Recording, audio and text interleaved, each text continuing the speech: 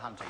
Thank you very much, Mr Chair. Ngā mihi nui ki te whānau o te Parramatta, ko tēnei pō. It's nice to have an opportunity to speak briefly on this bill because we agree with many of the sentiments we've heard tonight from New Zealand First and from the Labour Party, and we won't be supporting the bill as written.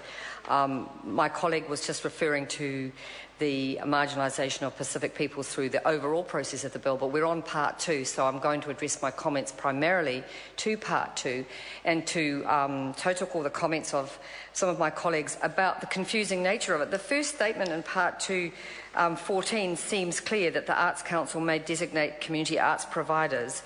Any body involved in community arts, including local authority, may apply in writing to be designated as a community arts provider. That statement's quite clear, but after that the whole thing goes to hell, and I don't understand it. And it's incredibly contradictory and confusing. You don't know whether it's the community arts provider as part of the Arts Council or part of the local council, or the local council as part of the arts provider. But it's honestly very badly structured. I'm sure that the Minister had something in mind, but I don't know what it is. And I think that if we're going to reform Arts Council structures and funding, it's very important to recognise the grassroots dimension. Because I think my colleague Grant Robertson talked about support the higher arts, but for those of us who are us lowly people who spend a lot of time in small communities where the arts are a thriving part of our unique identity, the way in which arts funding is structured is a critical matter. And to rely on local authorities, it's not clear exactly who's relying on who here, but we have changed in other pieces of legislation for this House the powers of local authorities. We've stripped the well-beings as a key priority for local authorities, which is where the arts used to fit, and we're now focused on a very narrow definition of the responsibility of local authorities. And the fear that I hear from other parties, including the Greens, is that when we do that, we lose that sense of the vitality of local arts as an essential part of what a local authority might be responsible for. And so if a local authority is not, then we need a local arts council or arts provider who is. And we need to know clearly how that's going to work, who's going to fund it, who gets to decide who's on it. And a centralised process is not going to work. So in order to make sure that everything that happens at a flaxroots and grassroots level, from kapahaka through to community painting, murals, drama, cultural contributions from all of the tangata whenua me tauiwi katoa in our communities, if that's going to be vibrant and successful, it can't happen from a centralised authoritarian perspective, and we really need that vitality. It may be that something's envisaged, but I've been reading through these clauses and trying to figure out, there seem to be more clauses about how to make sure get rid of these bodies if they're not performing than there are clarity about what their performance relationships and jurisdiction actually is. So it is disturbing to see all of these clauses that talk about how to get rid of community arts councils if they don't fit with the Arts Council's national criteria. And I really am at a loss to see why this is a step forward.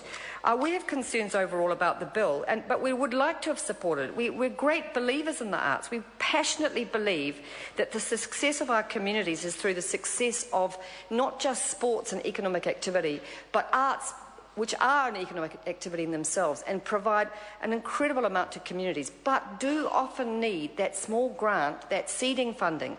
And I've been a recipient myself through arts funding grants in the Mahurangi area. I know how important it is to community organisations to get these grants.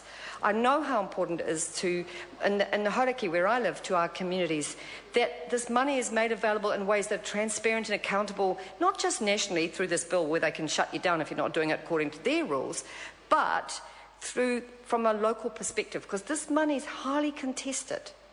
It's sought after. People sweat blood over what might be only $1,000, but for them it's the difference between participating in the local kapahaka competition or doing the community mural with the children on the foreshore, and they want to know that they've got some accountability here.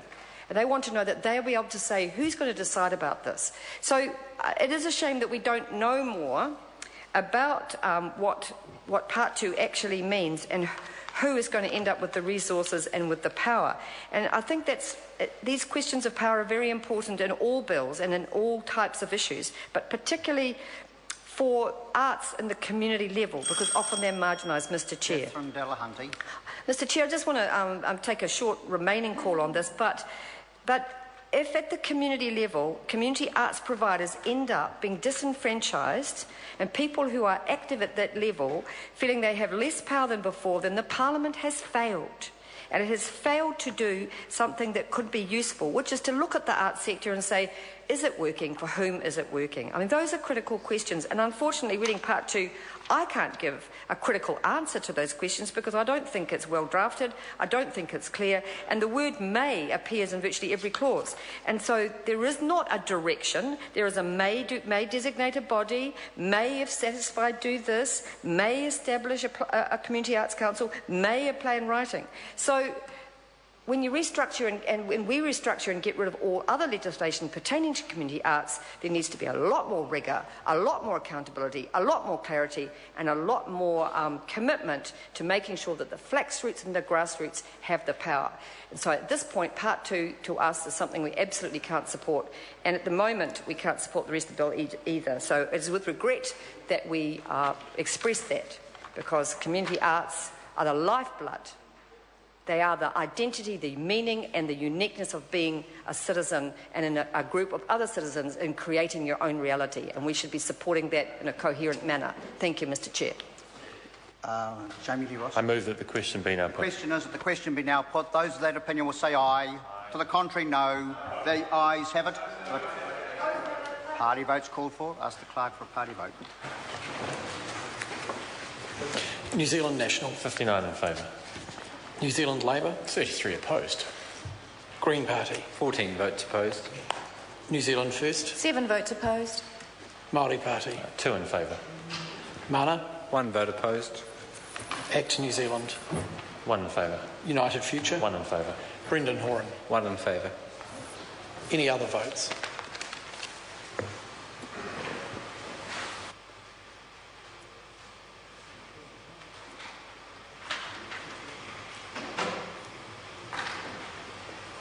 Members, the ayes are 64, the noes are 55. The question will be put.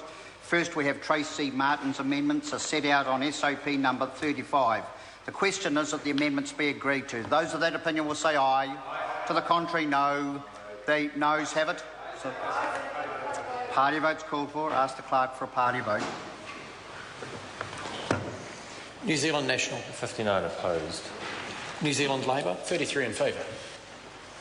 Green Party. 14 in favour. New Zealand First. 7 in favour. Māori Party. 2 opposed. Mana. 1 in favour. Act New Zealand. 1 opposed. United Future. 1 opposed. Brendan Horan. 1 opposed. Any other votes?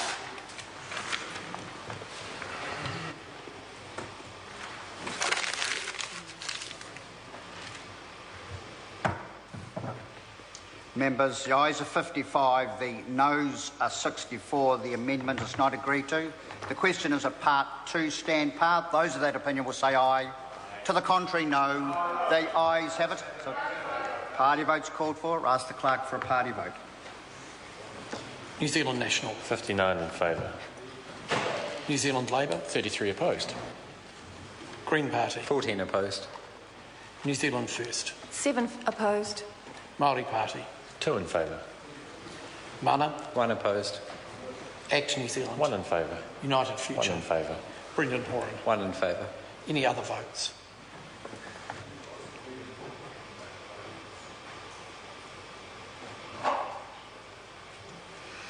Members, the ayes are 64, the noes are 55. Part 2 will stand part. Members, it's time for me to report progress.